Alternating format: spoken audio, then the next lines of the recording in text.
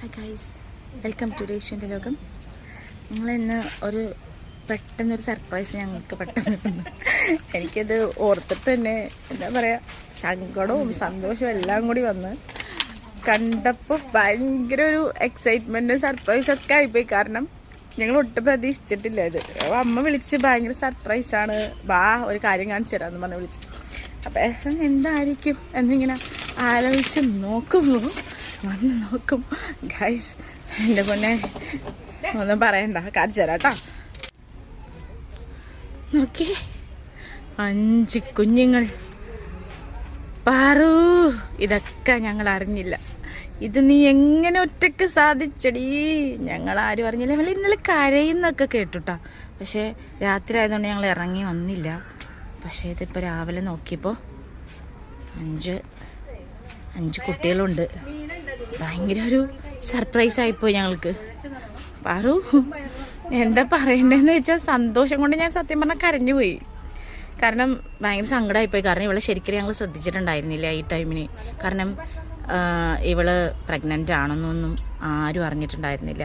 അപ്പോൾ ഭയങ്കര ക്ഷീണമൊക്കെ ഉണ്ടായിരുന്നു അവൾക്ക്. പക്ഷേ അമ്മ അപ്പോഴും പറയും, പട്ടി ക്ഷീണിച്ചു പോയല്ലോ, പാറുവിന് ഭയങ്കര ക്ഷീണമാണല്ലോ എന്നൊക്കെ പറഞ്ഞു. പക്ഷേ ഇതാണ് സംഭവം എന്നുള്ളത് അമ്മയ്ക്ക് പോലും അറിയത്തില്ലായിരുന്നു കേട്ടോ. ഇരിക്കുവാണ് എല്ലാം കഴിഞ്ഞിട്ട് ഒന്നും അറിയാത്ത പോലെ. പറ്റിച്ച് ഞങ്ങള ചതിച്ച്. ഓഗോ, എന്ത് രസം നോക്കി ഈശ്വരാ.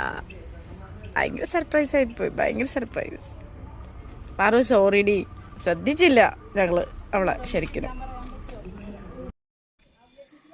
എന്താ പറയാ, ഭയങ്കര ഒരു സന്തോഷം ഒക്കെ ഉണ്ട്.